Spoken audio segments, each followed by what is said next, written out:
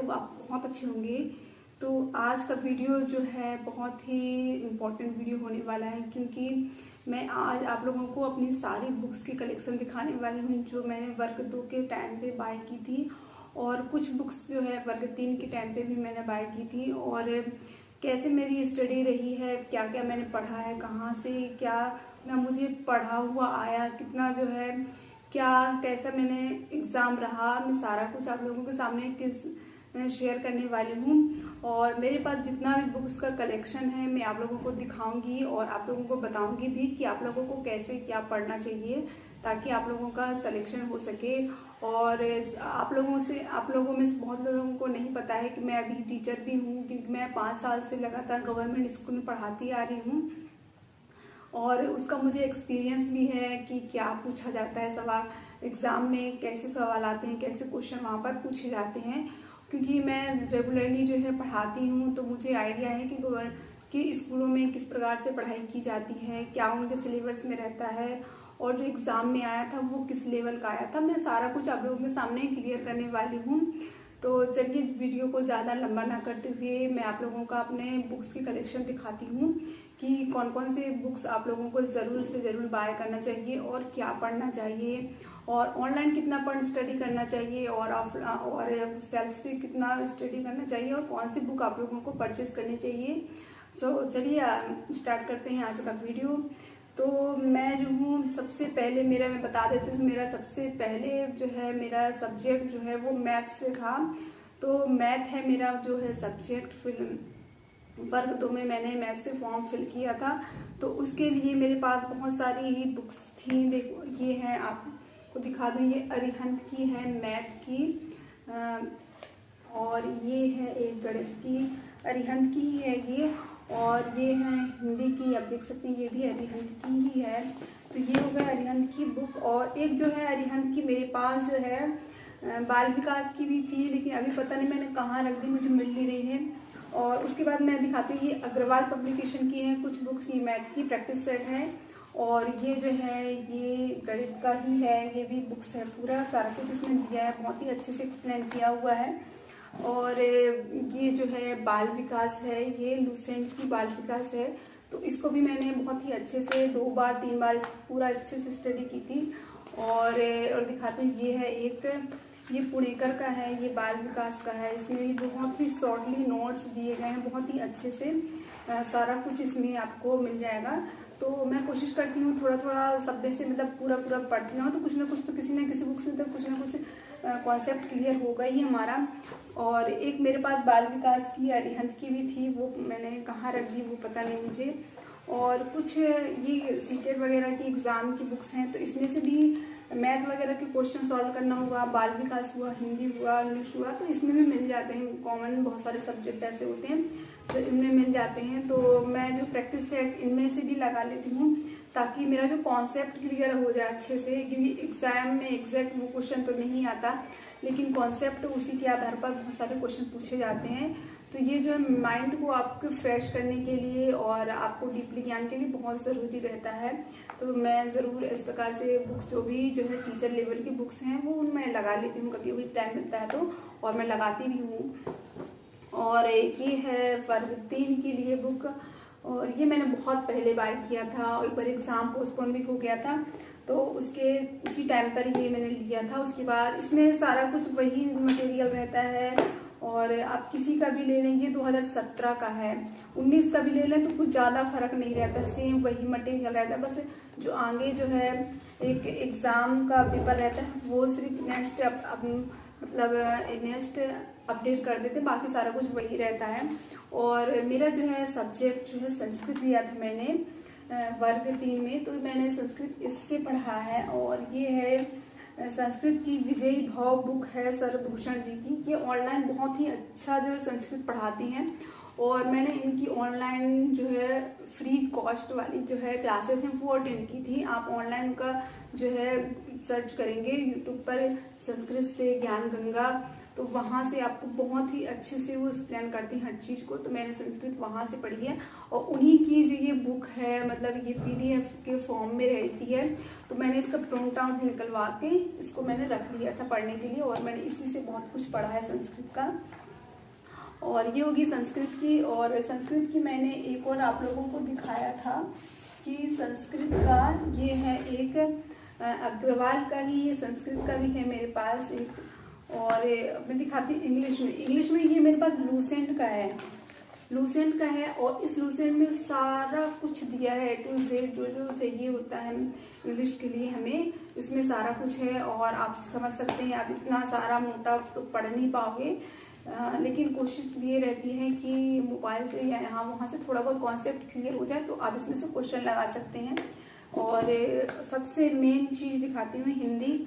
और ये है हिंदी लूसेंट की। हिंदी की लूसेंट में आपको अगर पढ़ना हो तो ये वाली बुक आप पढ़ सकते हैं और पूरा पढ़ेंगे, साहित्य वगैरह वो छोड़कर आप ग्रामर पूरी इसमें दी गई है। पूरा ग्रामर अगर आपने क्लियर कर लिया तो ग्रामर का एक भी क्वेश्चन यहाँ से वहाँ नहीं जाने वाला। सिर्फ इसी बुक को पढ़ने की जरूरत है। और मेरे पास हिंदी में एक ये है और एक ये वाली बुक है, 2 हिंदी की होगी मेरे पास। और बस इसी में से हिंदी पूरा आया था और मुझे कहीं से पढ़ने की कोई ज़रूरत ही नहीं पड़ी। ये हो गई हिंदी की। और दिखाती हूँ मैं। और ये हो गई इंग्लिश की प्रैक्टिस सेट हो गया। बाल विकास भी मैंने आप लोगों को दिखा दिया। और मैं दिखाती हूँ, आप देख सकते हैं मैथ के लिए इतना पर्याप्त नहीं है।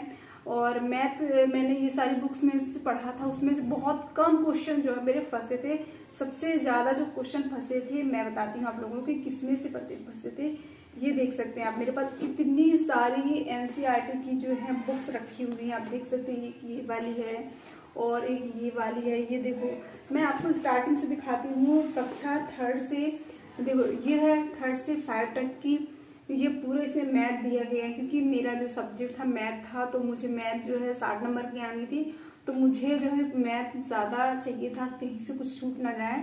तो मैंने पूरा ये 3rd से लेकर 5th तक की ये जो मैथ की बुक्स आती है, इससे अच्छा सा कॉन्सेप्ट आपका क्लियर हो जाता है, बेस बन जाता है आपका। ये बेस के लिए मेरे पास ये 2 बुक्स थी, एक जो है न्यू है, एक पुरानी है। तो मैं कोशिश करती हूँ कि सबसे शुरुआत लेवल से, जहाँ से इसका बेस स्टार्ट होता है, वहां से कोई भी क्वेश्चन छूट ना जाए। क्योंकि हमें जो है ऊपर का तो बहुत सारा पता होता है जो क्या चल रहा है, लेकिन जो बेस होता है उससे छोटी छोटी सी चीजें मिस हो जाती हैं। तो मैंने सोचा कि कुछ भी चीज मिस नहीं होनी चाहिए, तो मैंने सबसे पहले प्राथमिकता दी NCERT सरकारी बुक्स की। क्योंकि मैंने बहुत लोगों से सुना था कि सरकारी बुक से बहुत कुछ आता है, और मैं 5 साल से पढ़ा भी रही हूँ सरकारी स्कूल में, तो मुझे एक्सपीरियंस है कि क्या क्या क्वेश्चन उसमें से फंसे थे और मुझे कहाँ किस चीज का फायदा ज्यादा मिला है। तो ये हो गई 3rd तक की बुक। और इसके बाद मेरे पास 6 की भी है, ये हो गई 8 की, और ये जो है 7 की, देख सकते हैं ये 7 क्लास की है। और मेरे पास जो है 7 की हो गई ये 9th की है, ये 9th की है, 10th की भी है मेरे पास, और ये जो है 12th की भी है। लेकिन आप लोगों को इतना पढ़ने की कोई ज़रूरत नहीं है, वो तो मैंने थोड़ा सा देखने के लिए, क्योंकि मैं जो है पढ़ाती भी हूँ, जैसे आप लोगों को बताया, तो मेरे पास रखी भी रहती है। मैं थोड़ा बहुत इनमें से कभी कभी देख लेती हूँ जब भी रहता है काम मुझे। और क्योंकि मेरा जो है मन मैथ पे कुछ ज़्यादा ही अच्छा लगता है पढ़ने में, तो मैं ये हो गया, ये तो मैं पढ़ती रहती हूँ वैसे, क्योंकि इसमें आपको कोई ज़रूरत नहीं है पढ़ने की, आपको कोई ज़रूरत नहीं है पढ़ने की उन सारी चीज़ें। इसको आप ये 9th की पढ़ सकते हैं, 7th की पढ़ सकते हैं, और 8 की तो बहुत ज़्यादा ही पढ़नी पड़ेगी आपको इन सारी चीज़ों को। और 6 की भी है मेरे पास, पता नहीं मैंने कहाँ रख दी 6 क्लास की बुक्स। मेरे पास बहुत सारी ऐसी सरकारी जो है NCERT की बुक्स हैं। तो ये हो गई हमारी जो है NCERT की, ये 10th की है। और जो विज्ञान से हैं उनके लिए भी है मेरे पास विज्ञान। मैंने KVS के लिए एग्जाम फॉर्म भरा था, तब मैं इसको पढ़ती थी थोड़ा बहुत, तो तब के लिए है मेरे पास बहुत सारी हैं। सामाजिक विज्ञान की आप देख सकते हैं मेरे पास, ये कक्षा 6 की, 7 की, 8 की, 4 की, मेरे पास बहुत सारी ऐसी सरकारी बुक हैं जो जब भी मुझे NCERT या KVC CTET के लिए फॉर्म भरना होता है तो मैं इसी में से कॉन्सेप्ट क्लियर कर लेती हूँ। तो ये हो गई मेरे मैथ की, इनसे बहुत सारा कुछ आया था, जैसे क्रम विनिमय नियम हो गया, और इसका गुणान्य प्रतिलोम वगैरह हो गए, ये सारे कुछ बहुत सारे क्वेश्चन ऐसे आए थे कि शून्य का गुणात्मक प्रतिलोम बताइए और परिमेय संख्याओं का योज्य प्रतिलोम बताइए। इस टाइप से जो क्वेश्चन होते हैं हमें कॉम्पिटिटिव एग्जाम की बुक्स में नहीं मिलते हैं, पर इन सारी बुक्स में बहुत ही अच्छे से एक्सप्लेन करके दिया रहता है। तो और बहुत सारे क्वेश्चन सेम ऐसे ही आए थे कि आप इस वाली परिमेय संख्या का योज्य प्रतिलोम बताइए, इसका क्रम विनिमय नियम बताइए, बहुत सारे ऑप्शन दिए रहेंगे सेम, और उसमें बहुत सारे और विनिमय नियम बताइए, और ऐसा गुणात्मक प्रतिलोम और धनात्मक प्रतिलोम और योज्य प्रतिलोम, ये सारी चीजें बहुत ही अच्छे से लेवल से इसमें जो एक्सप्लेन की गई हैं। और एनसीईआरटी की बुक्स आपको पढ़ लोगे तो आप उसमें से कोई भी क्वेश्चन बाहर नहीं जाएगा, सारा कुछ। अब उन किताबों से अच्छा मुझे ये किताबें ज्यादा अच्छी लगती हैं, क्योंकि उनको पढ़ने से आप कॉन्सेप्ट क्लियर हो या ना हो, इनसे जरूर आपका कॉन्सेप्ट क्लियर हो जाएगा। अगर आपके पास ये सारी बुक्स अगर एनसीईआरटी या सरकारी बुक्स इतनी सारी होती हैं कि आपको समझ में नहीं आता कि इसमें से क्या पिक करना है, क्या इसमें से समरी, डीप समरी निकालें, तो मैं आप लोगों को बता दूं कि हिंदी के लिए अगर आप बाय करना चाहते हैं, मतलब हिंदी अगर आप पढ़ना चाहते हैं, तो हिंदी क्लब नाम से एक यूट्यूब पे चैनल है। और मैं किसी चैनल का प्रमोशन नहीं कर रही हूँ, मैं तो बता रही हूँ कि जहां से मैंने पढ़ा है, हिंदी क्लब नाम से एक चैनल है, उसमें आपको जो है एनसीईआरटी की जितनी भी बुक्स हैं हिंदी की, और उन सारी बुक्स का डीप समरी उसमें दी गई है बाकायदा। 1 घंटे में आपकी एक बुक खत्म हो जाती है।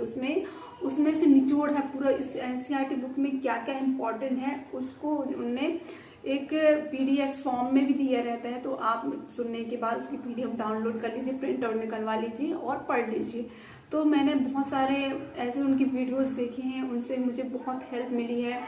और रही बाल विकास की, तो बाल विकास की गुरुजी वर्ल्ड जो है एक चैनल है, गुरुजी वर्ल्ड करके आप सर्च करिएगा। गुरुजी वर्ल्ड एग्जाम करके कोई चैनल है एक, जिसमें आप बाल विकास के पूरे कॉन्सेप्ट, और 3 मिलियन सब्सक्राइबर भी हैं उनके, बहुत ही अच्छा चैनल है। उससे आप बाल विकास क्लियर कर सकते हैं बहुत ही अच्छे से। इसमें बाल विकास और आपके जो करंट अफेयर, ये सारे क्वेश्चन उसमें मिल जाएंगे आपको, और बहुत ही अच्छे से एक्सप्लेन करते हैं। आप कभी भी कुछ काम कर रहे हैं तो वीडियो लगाकर छोड़ दीजिए, सुनते रहिए थोड़ा हल्का हल्का सा, तो बार बार सुनेंगे तो आपको ये चीजें याद हो जाएंगी। क्योंकि मैंने ही ऐसे भी किया था, मैं हाउसवाइफ हूँ, मुझे जॉब में भी जाना होता है, बच्चे भी हैं, मेरे घर का भी काम रहता है, तो बहुत सारा टाइम वो नहीं मिलता है। तो मैं कोशिश करती हूँ जब भी मैं काम करती रहूँ तो जो है मैं ऑनलाइन जो है क्लासेस अटेंड करती हूँ, तो मैं लगाकर छोड़ देती हूँ। और एक बार में अगर समझ में नहीं आता है तो उसको मैं 2-3 बार और सुन लेती हूँ, तो मुझे कॉन्सेप्ट क्लियर हो जाता है अच्छे से। और बाद में जो है मैं उसकी पीडीएफ फॉर्म में डाउनलोड कर लेती हूँ या प्रिंट आउट निकाल लेती हूँ, तो फिर मैं इसको याद कर लेती हूँ बाद में। तो मुझे ये रहता है कि हाँ, थोड़ा बहुत अपने आप में कॉन्फिडेंट आता है कि मेरा ये वाला चैप्टर खत्म हो गया है। आई होप आप लोगों को ये वीडियो जरा सा भी हेल्पफुल हो। अगर वीडियो जरा सा भी हेल्पफुल लगा हो तो प्लीज़ वीडियो को लाइक ज़रूर कीजिएगा, क्योंकि लाइक करने का तो कुछ लगता ही नहीं है। तो प्लीज़ लाइक ज़रूर कीजिएगा, ताकि मैं इसी प्रकार से और वीडियो आप लोगों के लिए हेल्पफुल लाती रहूं। और कमेंट करके ज़रूर बताइएगा कि आपको किस टाइप के वीडियो देखना ज़्यादा अच्छे लगते हैं, और मुझसे आपको कौन सी हेल्प चाहिए जो मैं आपको कर सकूँ। तो कमेंट करना ना भूलिएगा। तो मिलते हैं अपने नेक्स्ट वीडियो में, तब तक के लिए बाय बाय।